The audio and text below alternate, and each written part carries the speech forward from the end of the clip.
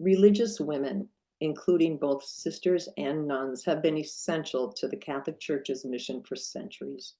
For example, their work has long included caring for the poor, the sick, and the elderly, and teaching children the Catholic faith. Pope Francis has referred to cloistered nuns as the beating heart of the Church because they spend their days praying for the world. Back in February of 2019, Pope Francis was speaking to reporters on the papal plane when he briefly acknowledged something that prompted headlines around the world. He mentioned the persistent problem of religious sisters being abused by priests, bishops, and others in the Catholic Church. And then in 2021, newspapers began sharing disturbing stories about prominent Jesuit artist Marco Rupnik, who was accused of sexually and spiritually abusing a community of consecrated women.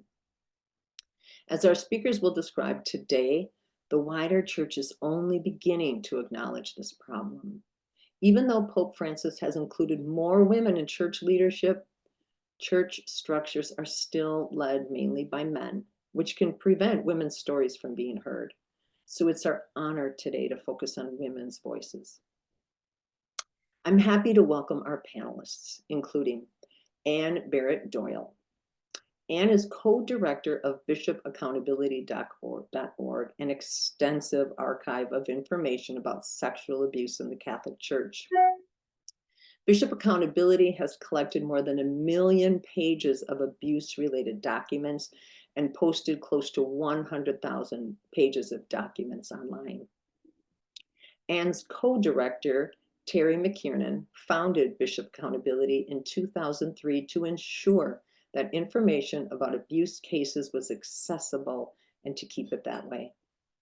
Anne and her husband, Bill, have 4 adult children and 7 young grandchildren, with 2 on the way. She is joining us today from her home near Boston. Anne is a longtime friend of Awake, and we are so grateful to her for joining us. It is also my honor to welcome Sister Mary Lembo, who is joining us today from Rome. Sister Mary is a psychotherapist originally from Togo in West Africa and a member of the Sisters of St. Catherine of Alexandria. She is also a member of her congregation's leadership team. Sister Mary is an instructor at the Safeguarding Institute of the Pontifical Gregorian University in Rome, where she teaches courses on safeguarding, abuse prevention, and survivor support. In 2019, Sister Mary wrote a groundbreaking dissertation at the Pontifical Gregorian University about the sexual abuse of consecrated women by priests in African countries. Sister Mary, we are very glad to have you join us today. Last, and certainly not least, I'd like to introduce Elizabeth Schick, who is a valued volunteer member of Awake's leadership team. Elizabeth is a doctoral candidate in theology at Marquette University in Milwaukee and has a deep interest in the intersection of trauma and theology. Although her primary area of study is the New Testament, she has also written and presented on topics such as trauma-informed theology, spiritual abuse in religious communities, and relationships as an avenue of grace for survivors of religious trauma. Elizabeth also has personal experience with religious life, having spent some time in a religious community. Thank you for sharing your wisdom with us today, Elizabeth. So let's begin. I'll hand things off to Erin O'Donnell, a member of the Courageous Conversations team based in Milwaukee, who will help guide the discussion. Erin? Great, thank you, Wendy, and welcome everyone. It's so good to be together today to discuss this important topic. I think that many people in the Catholic Church have interacted at some point in their lives with religious sisters, and yet I think that they are still somewhat mysterious to us, honestly. And so I think it would help us as we begin the conversation today if we could have if we could have you, Elizabeth, maybe talk us through some of the terms that we're going to use in our conversation today. For example, I just want to point out one thing to start.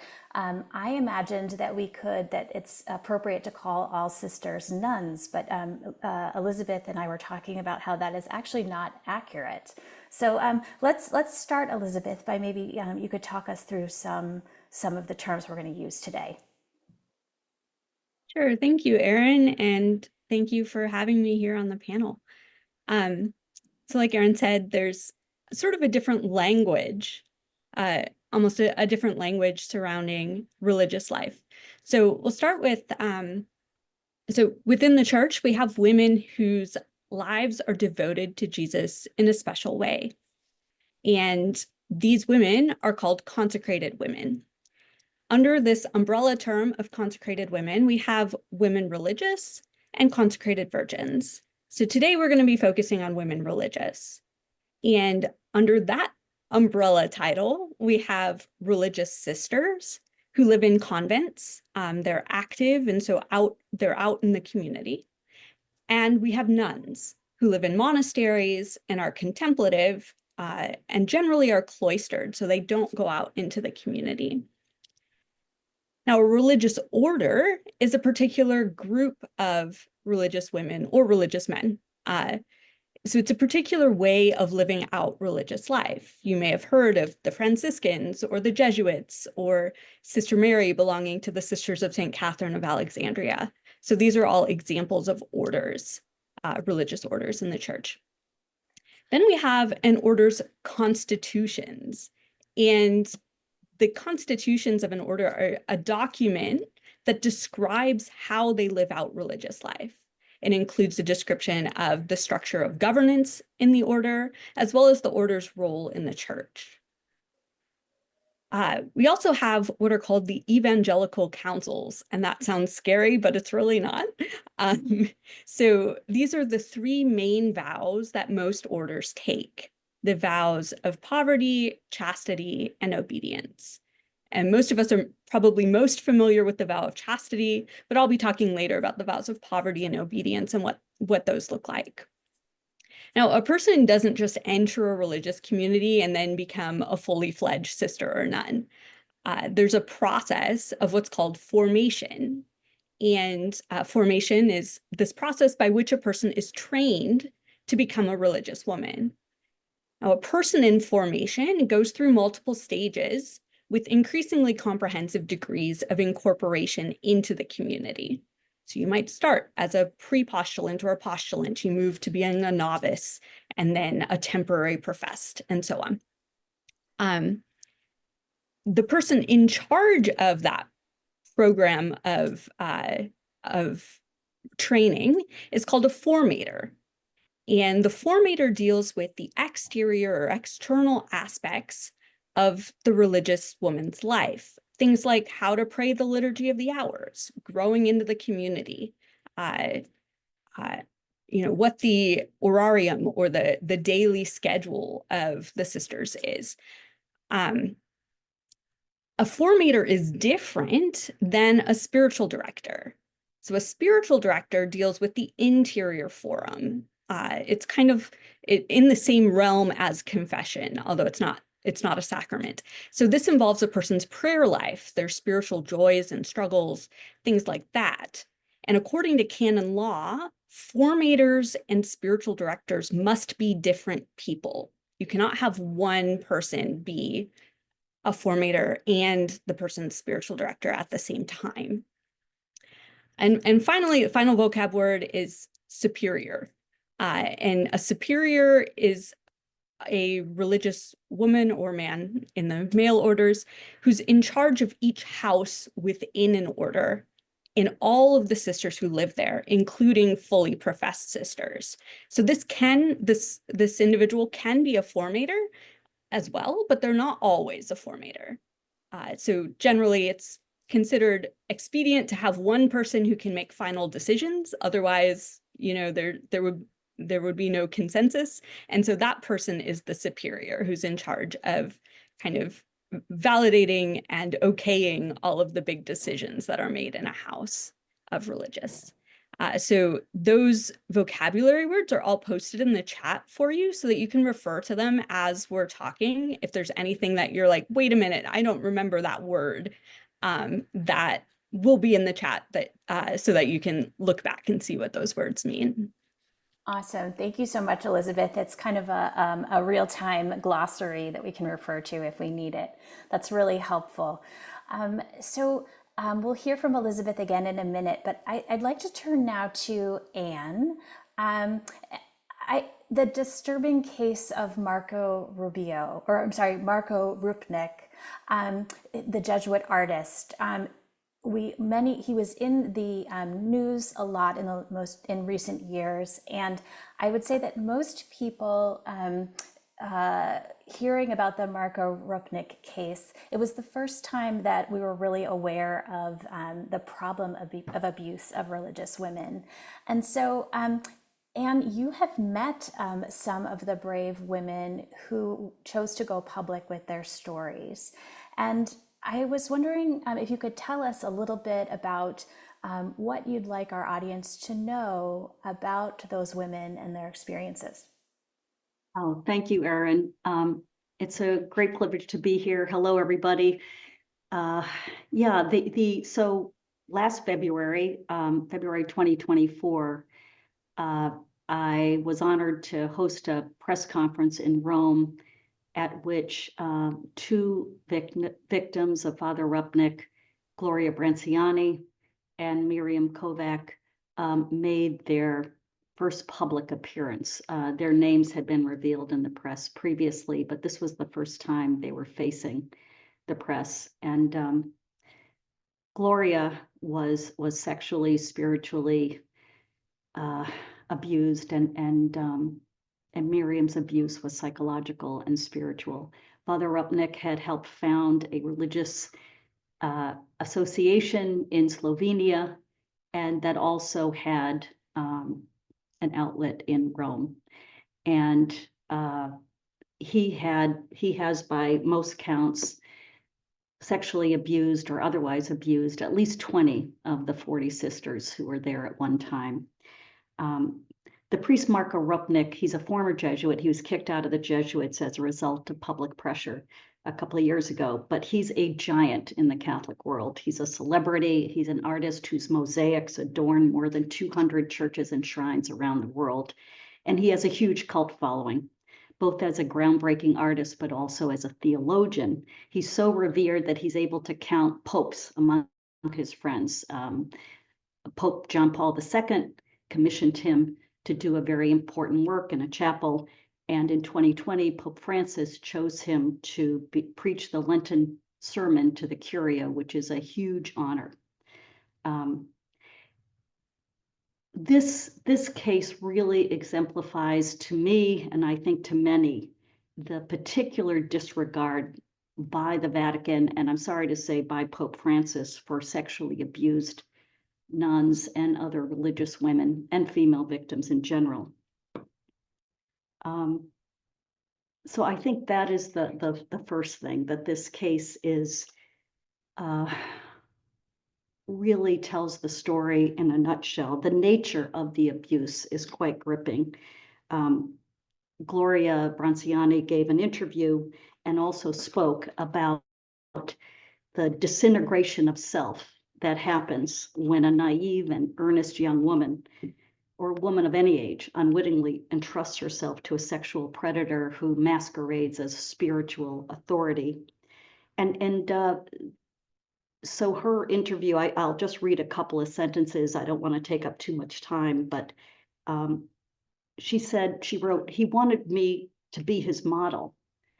And once he asked me to pose for one of his paintings because he had to draw Jesus's collarbone, and he was not looking for worldly girls who only expressed sexuality in his view, but someone like me who was seeking.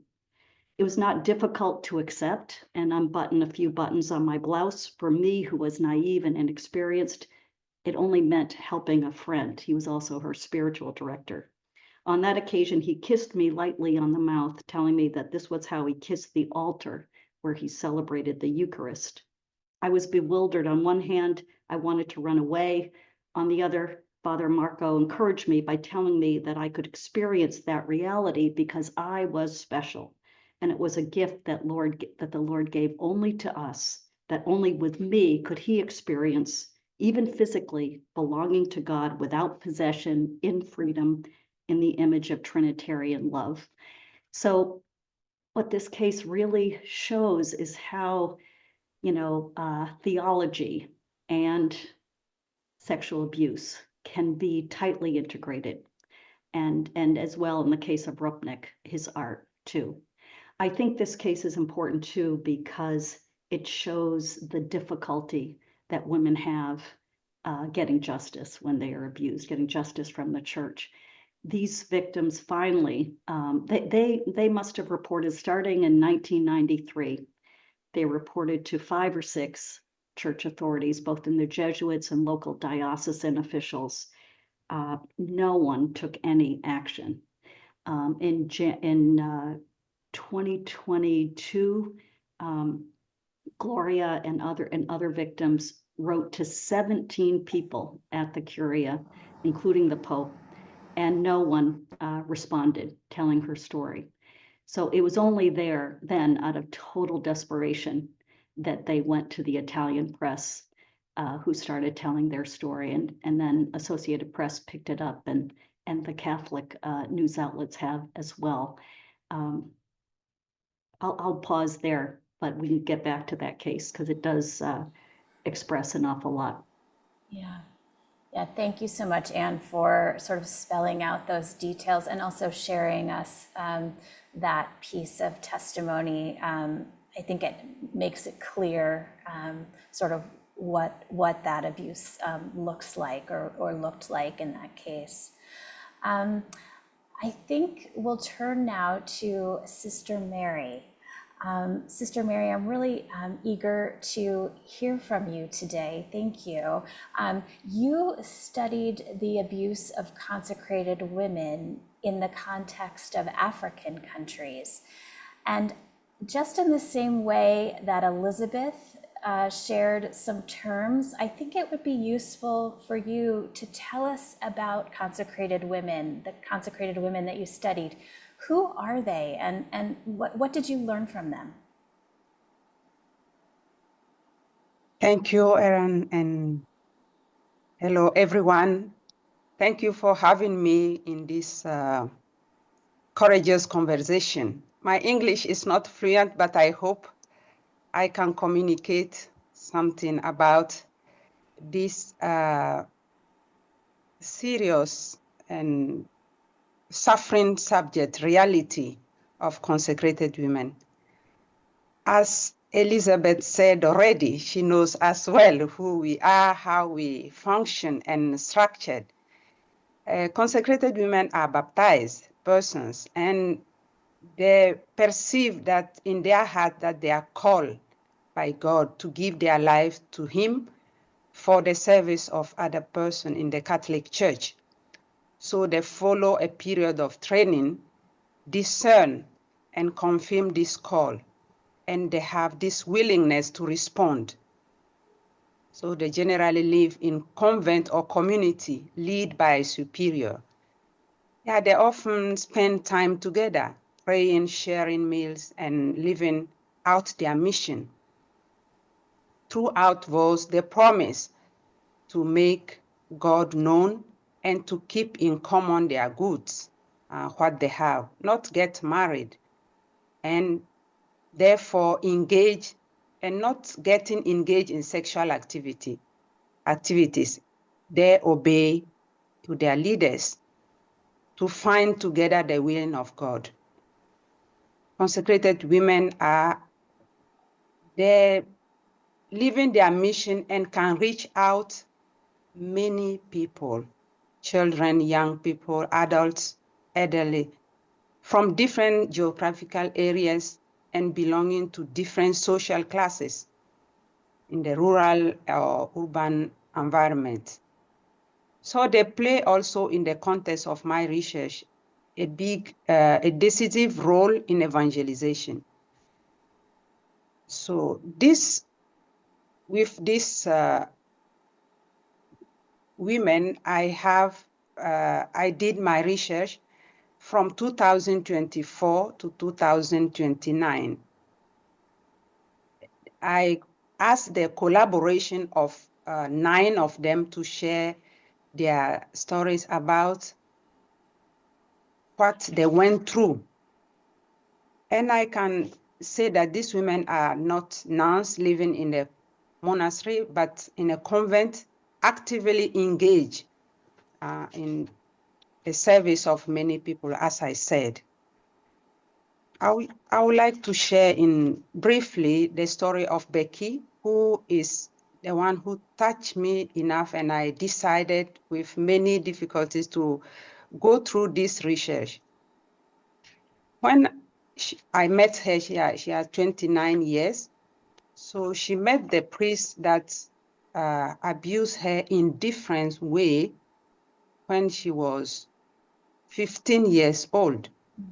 And in the parish, she was also, like every young girl, wanting to know, this discernment to know what God wants from her. So he said he will help her, she will guide her spiritually. And she make a link to know the consecrated women, to visit them, and to discover what God wanted to her and how she can live that out. From this moment, she groomed her and has sexual contact with her for years. She finally entered the consecrated life, but it was not possible for her to stay because she continued asking her to meet and making pressure on her, humiliating her when she refused, trying to help her also with money, but at the same time using her as for his sexual need. Finally, she decided to make clear about it and ask for help. And that is how she will come out from this situation and be able to talk and share about that experience. The context of my research was pastoral relationship. As Elizabeth said already, in the formation, you need to be guided also spiritually. So in this context, consecrated women, even though they finish the training, the initial training, they need people to help them, to sustain them in the faith and in strength to live out their vows, their promises. And in this context, when they ask this help from priests, they are abused. They are groomed and used as sexual objects without willing, because there is not consent from them. They are surprised. There are kind of rape, attempt of rape, unwilling contact, sexual contact. The other context is when they are collaborating, supposed to collaborate with the priest in a mission area. So urban area where they are living sometimes without many possibilities to be autonomous in their activities. And depending on the priest, this relationship are imbalanced. It's perceived the imbalance of power. It is asymmetrical relationship. And in this context, the collaboration is not at the same level. They are subordinate. They don't know the programs about the collaboration. They have to ask everything. And the priests take the position of a boss, and they have to depend on him. In this context also, they are groomed, and there is possibility of rape. The same room you enter to work every day without, there is emotional and sexual harassment and so on. These are all soliciting them for sex, and when they refuse, they are threatened. So these are the results of my research, with many consequences, impact on their integrity, physical, emotional, psychological, and spiritual. So that is what I can say for now, if there is something to add. Yeah. Thank you, Sister Mary. Thank you for that case study to sort of bring it alive, and also for explaining that power imbalance. Very important. I want to ask you another question to help us understand, what about religious life do you think makes these women particularly vulnerable to abuse? The first aspect can be the willing to live the will of God, the desire to live the will of God. And in this, you are asked to be humble, to be respectful, to listen to the will of God. It's not easy to find it alone, so you need help. And in this process of training, this is the emphasis on it. And also the promise to leave poverty without having something for yourself. We put everything in common and we share. But sometimes it's not enough in some conditions to live having what is needed for life and mission. That can put them in a risk conditions. Other factor is the obedience.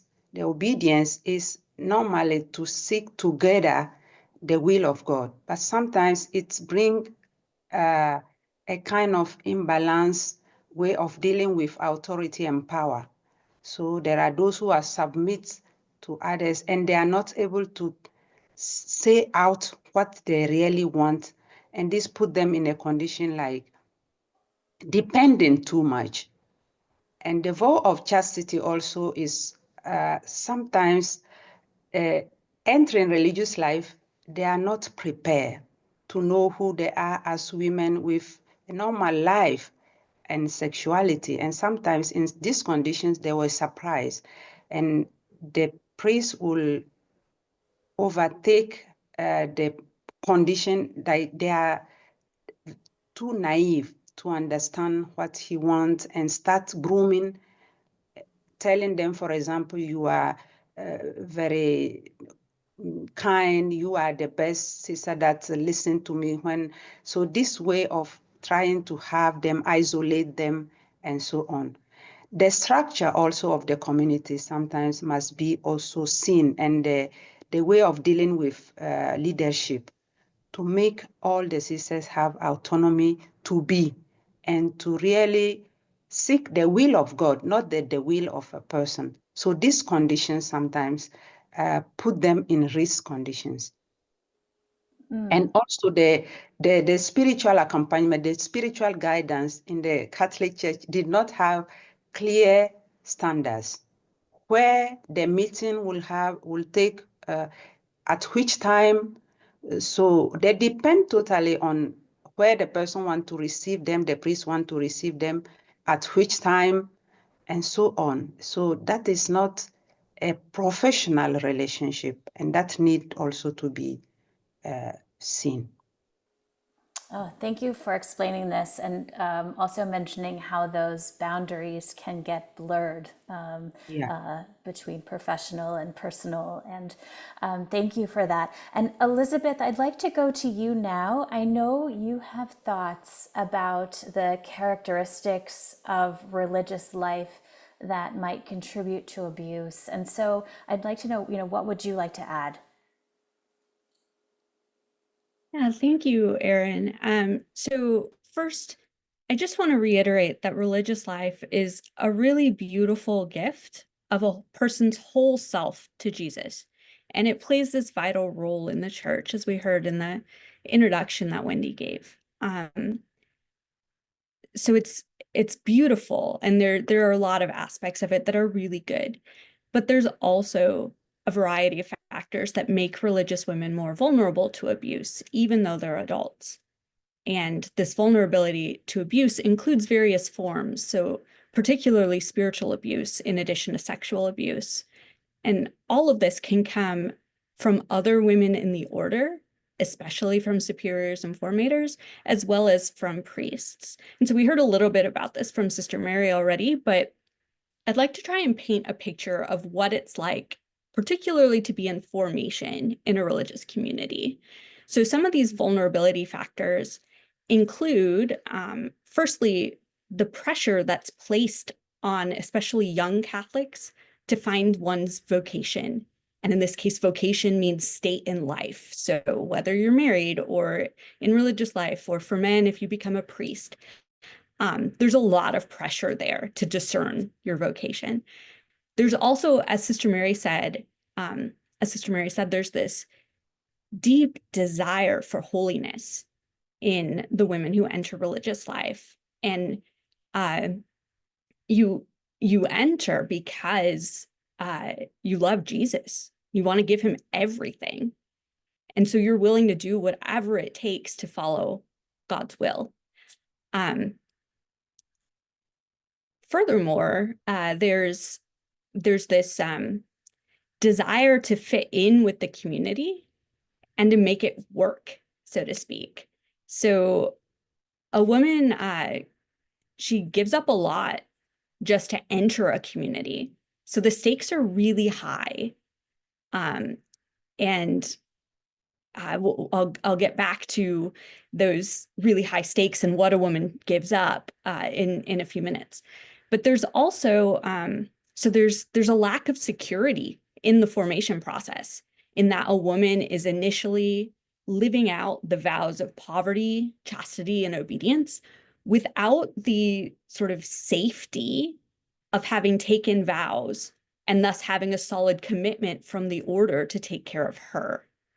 And so the woman is living out these things that are very demanding and very difficult, and yet the order doesn't feel obligated to help in the same way that they may a fully professed sister.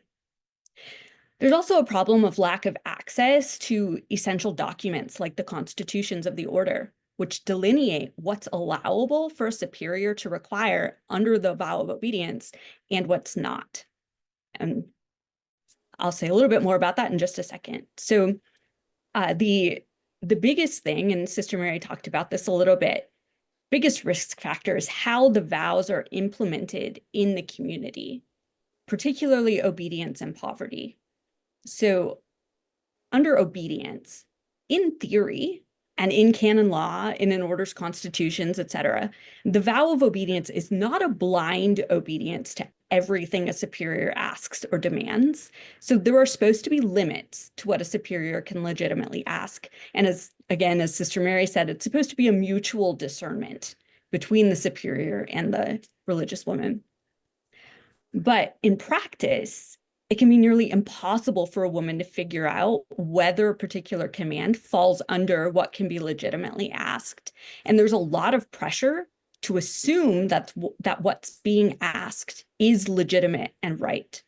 So it takes a lot for a woman to say, you know what, I don't think this is right, and I'm not going to do it. So with that kind of background, this formation process it requires the woman giving up a lot. And so there's pressure to do whatever the superior says. Furthermore, the formation process fosters a childlike disposition in the woman. It purposely makes you like a child. You have to ask permission to do basic things like take a nap, eat a snack, go to the doctor. All of those things that we kind of take for granted in adult life. So your time, your labor, and even your body aren't your own to decide how to utilize. The community decides how those things should be utilized. Furthermore, there are restrictions in place a lot of times for a woman who's in formation, and perhaps even beyond that. There's limited access, if any, to internet, to the news, and especially to one's family. There's reduced communication with the outside world. In some orders, superiors may read one's outgoing and incoming letters, so they're mail. Oftentimes, if you receive a package, you have to open that in front of the superior and they decide what to do with the contents. So all of this belongs under the vow of obedience. in particular ways in the community. And finally, so women are often told that it's imperative to be completely open with your formator about everything. So about spiritual things, psychological things, sexual, physical things.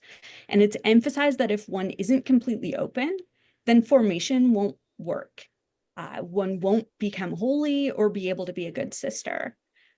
And that's a particular vulnerability.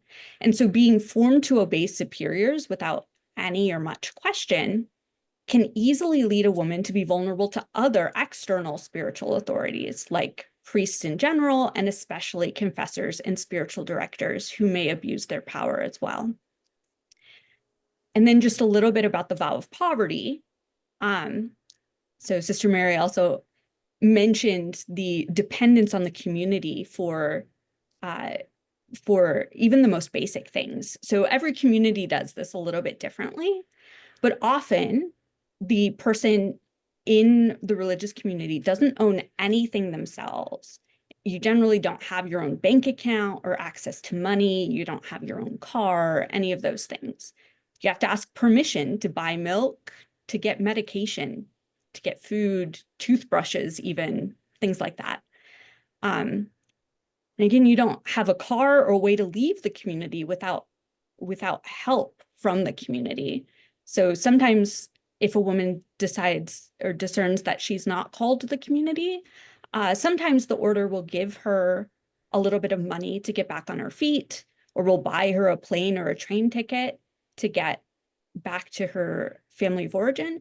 But this doesn't always happen. And so there are women who have left religious life, who aren't accepted back by their family or don't have a family to go back to, who end up homeless and in homeless shelters. And this is just a complete tragedy there. And finally, often a woman will have worked for the order for years as a teacher, a nurse, a doctor, etc., with her entire salary going to the community. So she hasn't earned anything for herself.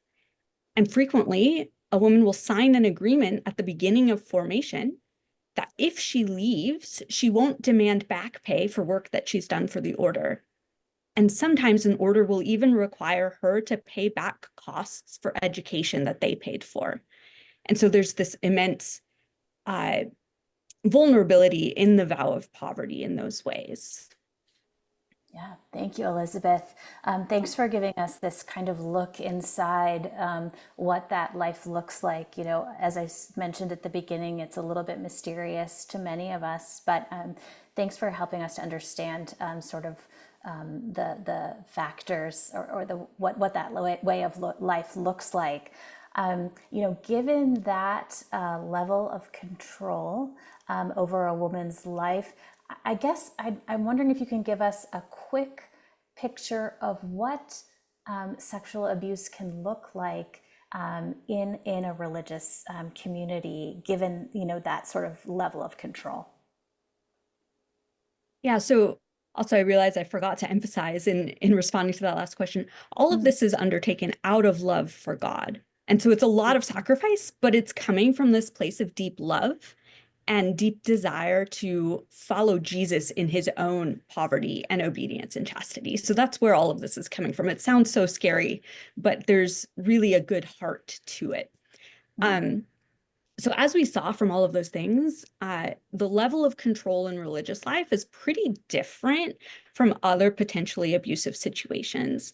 So although rape and sexual assault are pretty easy to identify as sexual abuse, there are other forms of sexual abuse that might look different in religious life, even if the underlying reality is the same.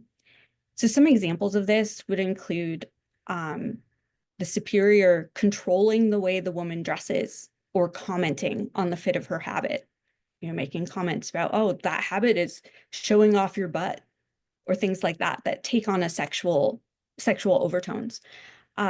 Superiors will sometimes scrutinize and comment on the woman's body, whether it fits the type that the community wants. There's a lot of women will talk about how they were either forced to lose weight or forced to gain weight in the community. And these comments on a person's body can be really invasive. Furthermore, there's the potential for superior violating a woman's bodily privacy, and this also can have sexual overtones. So this includes the woman being forced or at least strongly encouraged to tell her superior about her weight, any sexual thoughts or urges or even wounds that she has, the details of her menstrual cycle, sins that she's committed. All of these things can grant further vulnerability, but also can encourage sexual abuse when they take on sexual overtones. Superiors will sometimes impute sexual motivations to a woman's actions, even if they aren't there. And that can also be a form of sexual abuse. And then a spiritual director, especially, can encourage a woman to seek sexual healing in prayer, and then to come back and discuss it with the director. And that can also just be really, really abusive, depending on the situation, but frequently very abusive. Erin, I just want to add something that builds directly on what Elizabeth said. What a superb exposition of, I know so much more, and from Sister Mary as well, but from Gloria Branciani's testimony again about her abuse by Father Rupnik, she said, you have to understand how Ignatian discernment works. You are called to total availability and openness. And it's your spiritual father who guides you in understanding what is good and what is evil. If the one who guides you says God wants it and you do not obey, you are setting yourself up against God. This is precisely where manipulation can creep in, as it did with Father Rupnik. I was afraid of making mistakes, afraid of losing his approval. I felt extremely dependent on his judgment. If I did not do as he wanted, he would immediately say that my spiritual journey was stalled and present me as in the wrong to the young men and women in the group that were forming around him in the meantime. Only Father Marco decided who was right and worth supporting, and those who were in the wrong were humiliated and sidelined. And she goes on to mention how it was abuse of conscience. His sexual obsession was not extemporaneous, but deeply connected to his conception of art and his theological thought. He at first slowly and gently infiltrated my psychological and spiritual world by appealing to my uncertainties and frailties, while using my relationship with God to push me to have sexual experiences with him. Yeah, thank you. Thank you for sharing that. It's all hard to hear, but also very helpful for us to understand. I just want to pause here for a moment to invite our audience members. You know, we've heard so much so far. I'm sure you have questions. If you do have questions, please go ahead and enter them into the chat, sending them to Catherine Hours, and we'll be addressing those questions in a few minutes. But first, Sister Mary, I'd like to go to you and talk a little bit about solutions. What do you see as solutions to this problem? You know, what will keep consecrated women safe from abuse? Yeah, I suggested some recommendations because solutions is enough to say. I recommended, first of all, even from in the context of my research, families, the education in the family, education from parent to girls especially, about their body, their sexuality, and who they are, their dignity, their identity as women and as girls.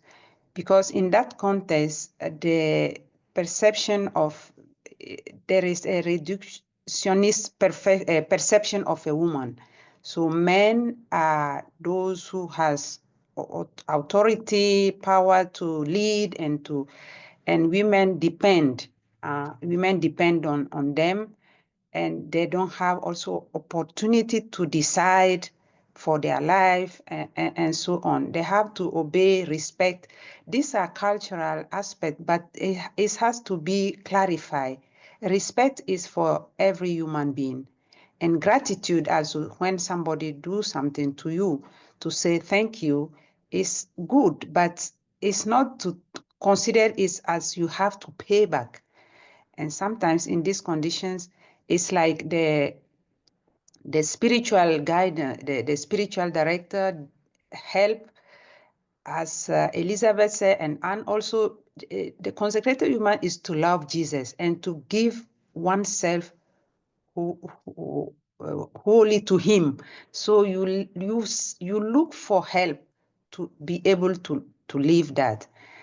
So I suggested the education at different level. As a church, as institution, we have different groups of young people, families, and so on, education. And in the process of training, it's really good to review the content of the training and those who are trained to train, to be able to respect, yes, the willingness of people to give themselves to God. It did not mean that they have to depend on everything, to know what is obedience, what is poverty, as God wants, not as people who are in charge of training or in charge of authority want, because sometimes it's mixed up. And the other thing is the structure of the community. Work and help for the maturity of the consecrated women. The reorganizing the community in a way that each one at each level, at each age also can be able to bring who she is and how she can contribute. Because sometimes in the communities, as Elizabeth said, to living the obedience and poverty, it's too much, asking too much from the way of one person holding everything and making others to just depend, asking for everything, even the physical things. I think all these aspects must be reorganized, and the structure and the teachings also of the values. What are the values? I think the one model is Jesus, and the way he has lived, we can look at that. So I suggest that, and people train to guide professionally. And the spiritual guidance also must not be something that they must do it. I think it can be left to their decisions. But during the process of training, is something that they must do. And also now with this raising awareness about different kind of abuses, physical, psychological, abuse of conscious and spiritual abuse and so on, I think the communities must be able, empowered to talk about it and to be able to know what is it exact, and to have their boundaries respected. Sometimes even the community is guided by a priest or a bishop instead of the superior, the legitimate leader of the community. And sometimes they are not aware about that invasive way.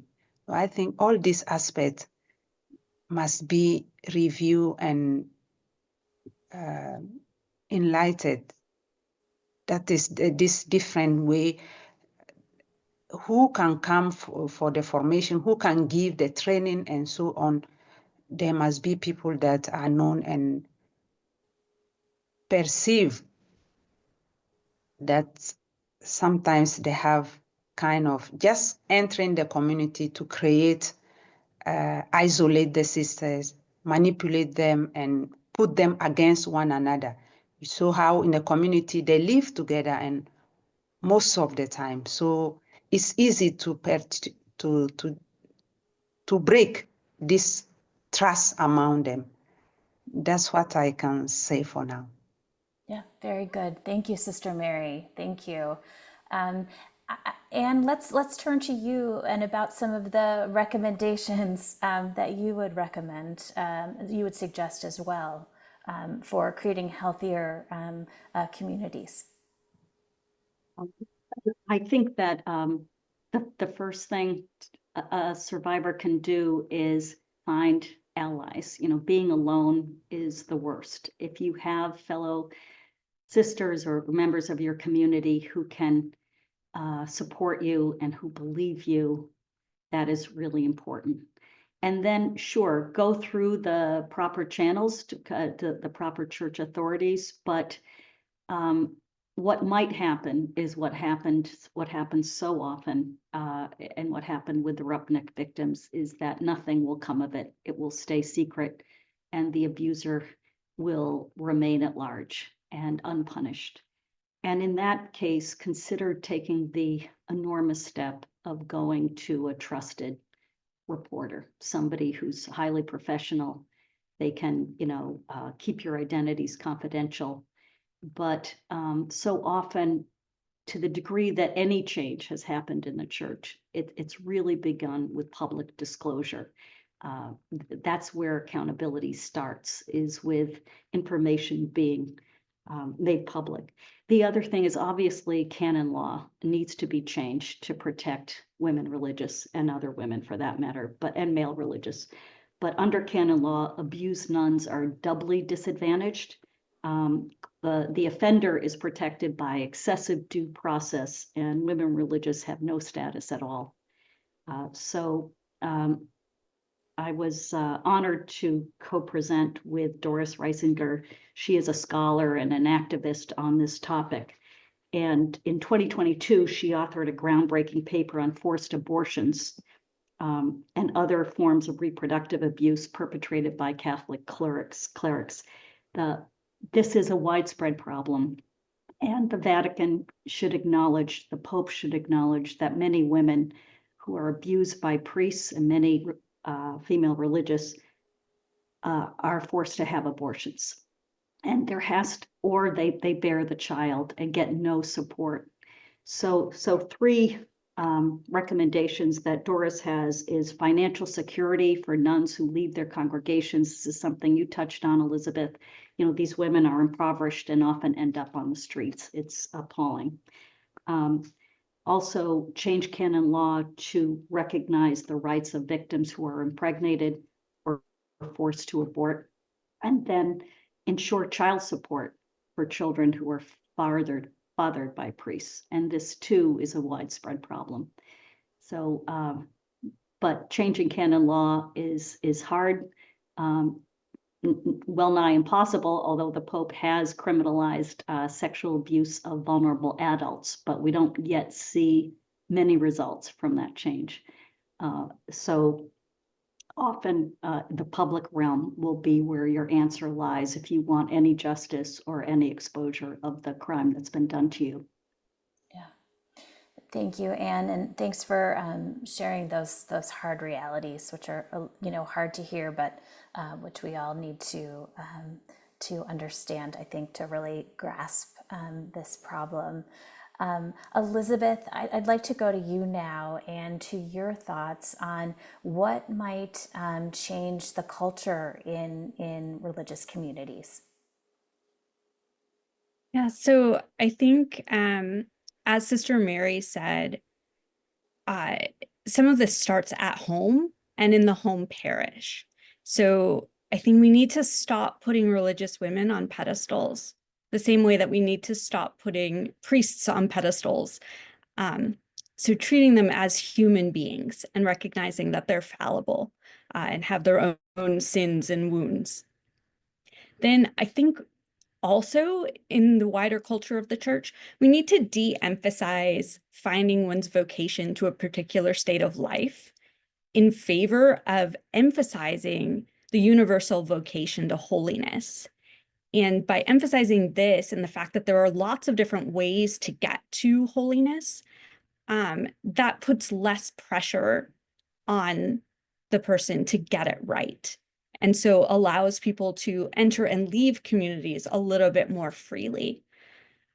Furthermore, I think there needs to be outside auditing of religious orders with a way for women within the order to respond with complete anonymity, and to ask the hard questions so that they're, able to think through those things. Because a lot of times in religious communities, you're coached on what you should and should not say to people outside of the community, and things are kept in-house, so to speak. So this anonymity aspect would be really important. Two last things, sorry. So I think within the community, there needs to be a decoupling of the voice of the superior from the voice of God, because so frequently women are told God speaks through the superior. God makes his will known through the superior's will. And that's just ripe for abuse. And so decoupling these things and acknowledging the superior is human too. Just because the superior said something or asks something in obedience doesn't mean it's good, and that doesn't mean that that's God's will for you. Finally, I think we need to encourage what I call informed vocational discernment, because so often, as as Anne has mentioned from some of the testimonies, and Sister Mary has mentioned, women who enter are very naive about what religious life looks like, how it works, the different sins of the women who are in religious life. And so they don't discern in an informed way. So we need to coach people who are discerning these particular vocations to watch for red flags. Things like the formator and spiritual director roles being held by the same person. Things like lack of privacy, not being allowed to see your family ever or very, very infrequently. Do superiors read your mail? Those sorts of things are questions to ask when discerning with a particular community, and things to watch out for, and there are ways of asking those questions or finding those things out that don't require going to the head of the house, don't require going to the superior and saying, what is this like? But you can ask some of the women who are still in formation sort of informally, and there are ways of doing this that you can actually find out the true story there. Thank you, Elizabeth. I think we all need to be thinking in these circles about informed vocational discernment. I think that's a term we need to adopt. But thank you for that. I would love to move on to some audience questions. This first one was submitted by one of our audience members. And I think, Anne, maybe we could start with you and see if our other panelists have something to add. But she asked, what are the channels for religious women to report abuse? And you began, or a few moments ago, you talked about the possibility of going to a trusted, reputable reporter as one option. But what are the channels within the church? Do you know anything about, what a sister might do if she would like to report abuse? Under Vos Estis Lux Mundi, every priest and nun in the world, all 440,000 of them or so, are mandated to report abuse, I suppose, including their own and or suspected abuse to their superiors. Probably begins with the superior in their order, but also you can directly contact the papal nuncio or send it to the proper dicastery. But I'm going to yield to Sister Mary here, who I bet has a better sense of how to exactly answer this question. And I just want to add to a solution too, Erin, Sure. Not a solution, but a helpful step. Sister Mary's a scholar on this topic, as is Elizabeth. There is growing scholarship around abuse of religious women and of women in general by priests. But if you can, we need to know the scope of the problem. And in India, for instance, the conference, the Religious Association, the women's section, commissioned an enormous study of the experiences of religious women in terms of sexual and psychological abuse. This could be done. You know, you could press for these kinds of studies in different countries and for different religious orders, preferably done by independent experts, and then that becomes a source of publicity and public awareness. Right, and it does seem as though we're just beginning this conversation. The research is like Sister Mary's is just beginning. There's much more to be done. That's a great piece of advice or an idea for us to pursue further. I hope our audience members are hearing that and sharing that idea with one another. I would love to also, although let me just pause there for a moment. Sister Mary, do you have anything to add about channels that women can use to report the abuse that they've experienced? Yeah, as Anne said, this channel is not openly like in church as, the abuse, the criminal abuse of minors and children must be talking about it is mandatory, from the Vos Exilus Mundi, and every institution or order is asked to have his guidelines, policies, and code of conduct. So with the policies, it make clear that if something happened to a consecrated woman, to whom in the congregation she can reach out to talk about it. And the superior has the responsibility to make it known by, if it is a priest, to make known by the bishop, or there are these possibilities if they have the policies, and not all the orders have the policies yet. They're still working on it. And but in some contexts, like in Africa, for example, it's very shameful we are working now at the level of empowering the consecrated women to reach out and talk about the abuse, because they are the first one not to be listened, not to be believed, and they are re-victimized because they did something to attract the priest. And even culturally, they can go to police station, or sometimes they are not listened to. And when they go to the bishop, or the superior go to the bishop and say, this priest has this situation with, it's a romantic affair, we don't have, they are adults, they have to deal with that, we don't have to talk about it here. And the bishop will immediately protect the priest. But the superior of the consecrated woman sometimes will not sustain. And that is what the victims are going through. It's very difficult for them. First of all, they are consecrated. They are not supposed to live this kind of life. They did not consent.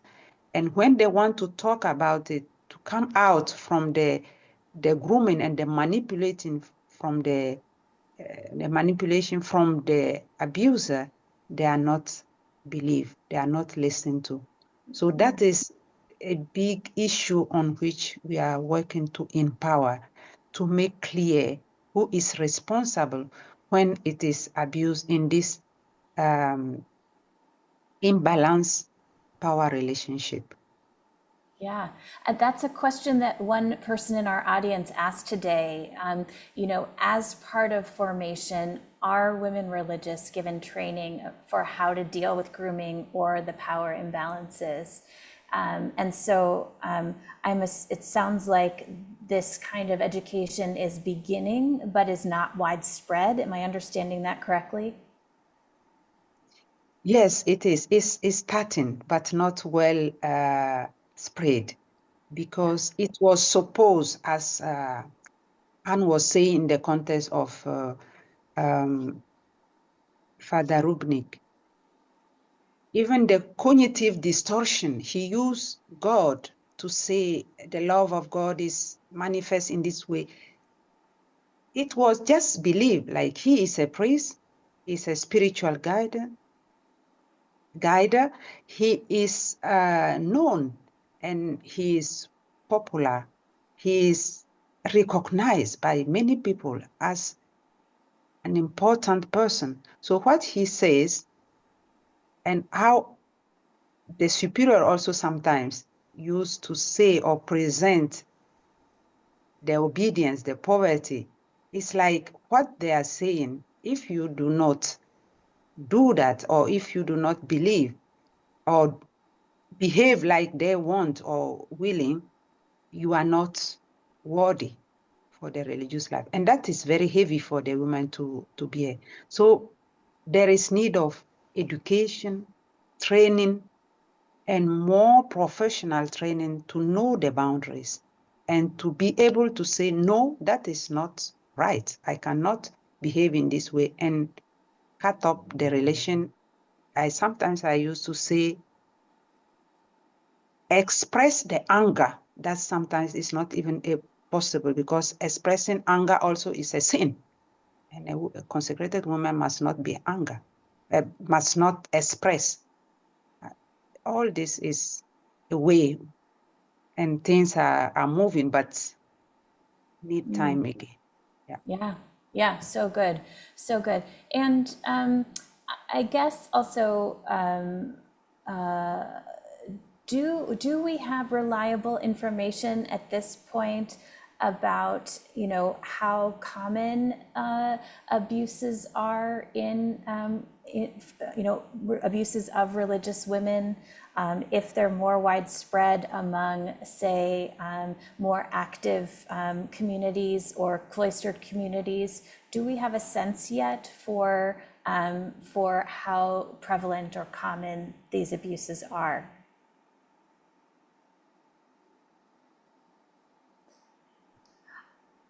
It's for me to, or somebody Yeah, else. maybe. I'm realizing that none of the three of you leaped to answer that, so I'm wondering if we don't have answers yet.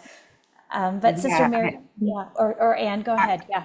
No, I think that's right. I know some consecrated women who are working on it. We are working together, some from France, Sister Magron, for example, and others, but it's not something very well organized. But the dicaster of the consecrated life also is listening. There is a commission who listen and who deal with it, and many webinars have been done by the USG, the International Union of the Superior. Also, they are acting in this. That's what I can say.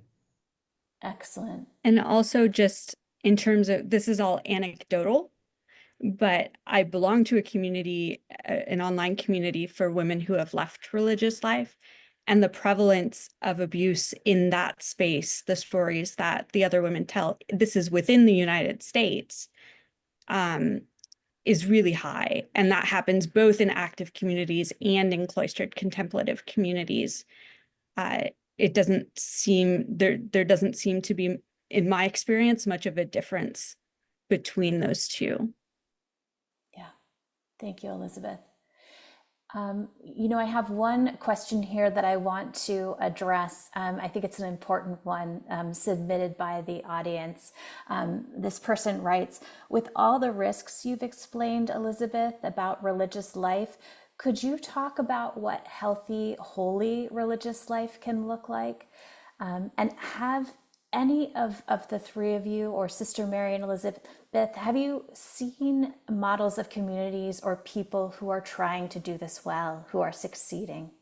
So Elizabeth, let's start with you. What's your sense for what a healthy, holy religious life can look like?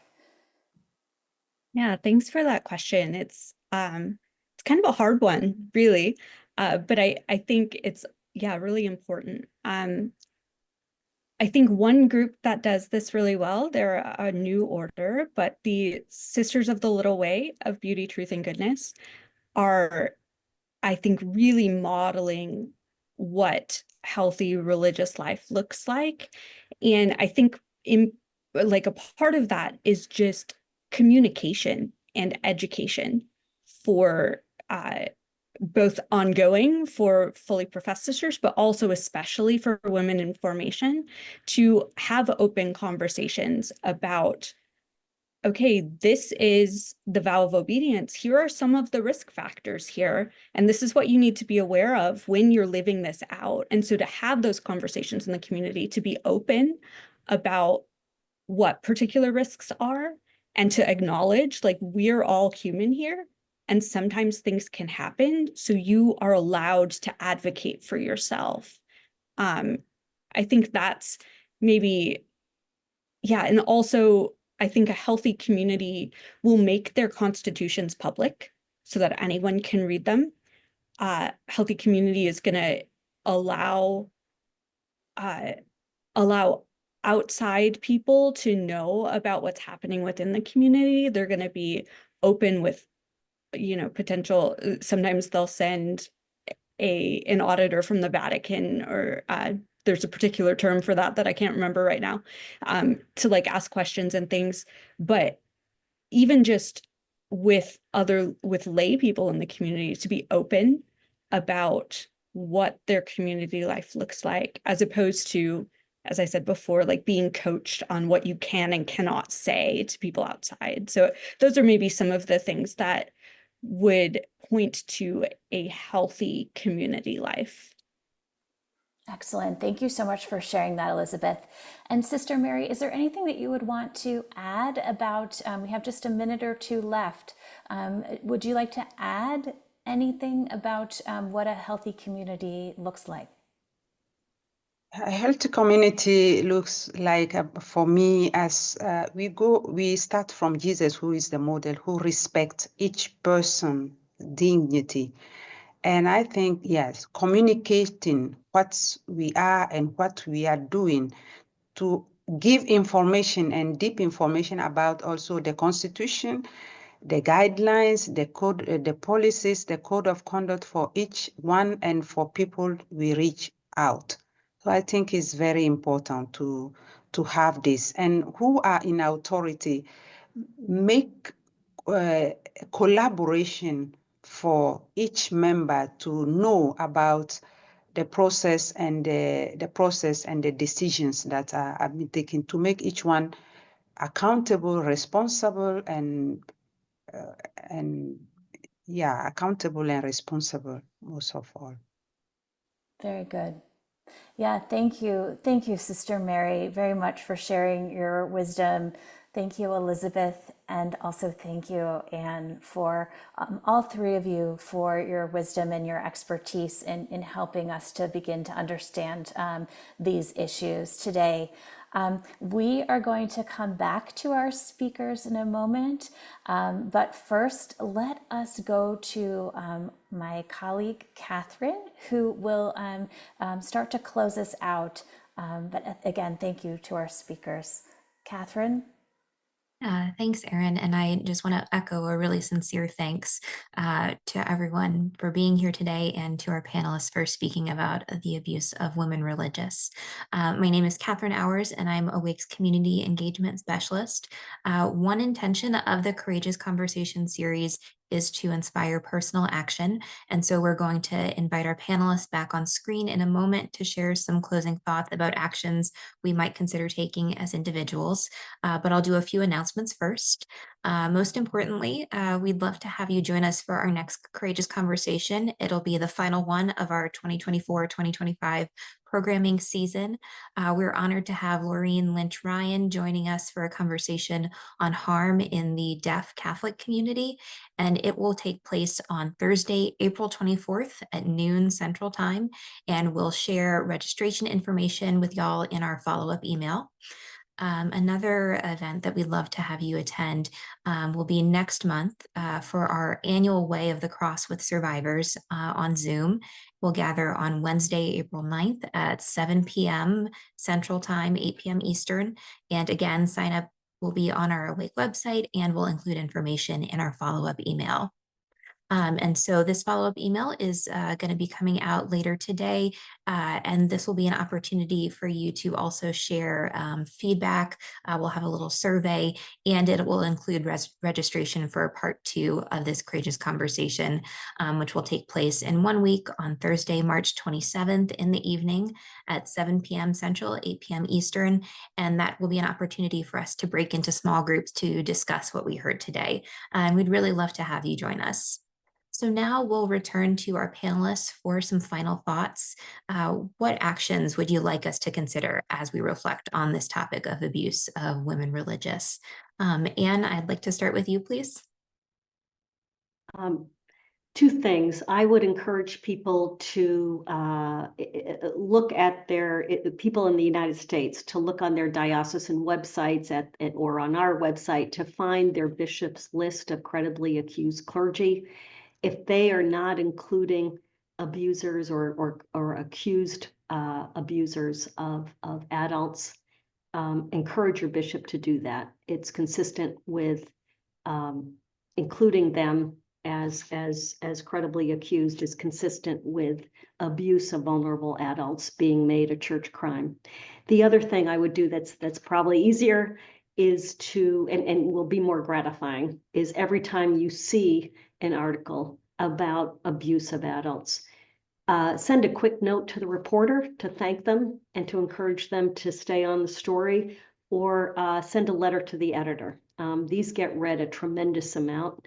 And if you have a comment, this is how we influence public conversation, and public conversation leads to public pressure, which slowly leads to change in the church, ultimately, we hope.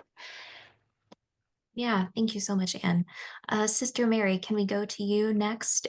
What actions would you like us to consider as we walk away from today's conversation?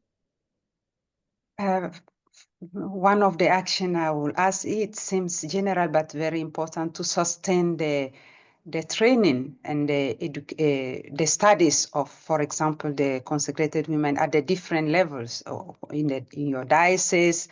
There is ways to sustain their education forward. And the other thing also is about publication. We write in different languages, but not yet in English. When somebody can translate, for example, my book or something else in English to make wider the information about the topic and the reality. Thank you. All right, thank you so much. And Elizabeth, would love to hear, what do you want us to be thinking about as we walk away from today's conversation? So also 2 things. First, if you know someone, you have someone in your life who's discerning a religious vocation, really encourage them to be informed about it. So this informed discernment, and mention to them some of the red flags to watch for, some of those things that we've mentioned earlier. So, and then in addition to that, and maybe more simple that applies to everyone, if you hear a story about a religious woman who experienced abuse, even if that abuse occurred in a beloved religious community, believe her. And I think that's, it's so basic. And yet so often I hear comments that, oh, well, that could never have happened in Mother Teresa's order, for instance, or that could never have happened. I know people in this order and they're wonderful. And so how could that have happened here? But to really, believe women when they talk about the abuse they've experienced. Yeah, thank you so much. That's so important.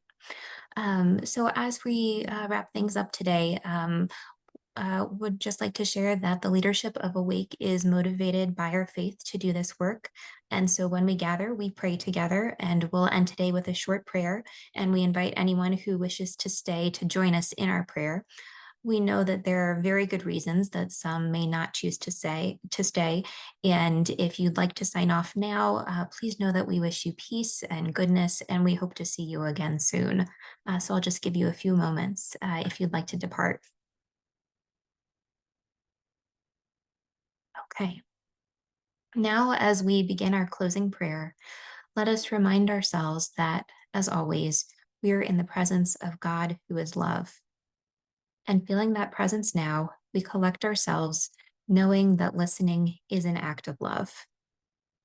Thank you, loving God, for bringing us together this afternoon and giving us the sacred gifts of community and the wisdom that we have heard today. May we hold each other in our hearts, each doing our part to cultivate love, hope, and healing that leaves no one out and no one behind as we continue to build this beloved community. Amen. Thank you all again for joining us today. Go in peace. Goodbye.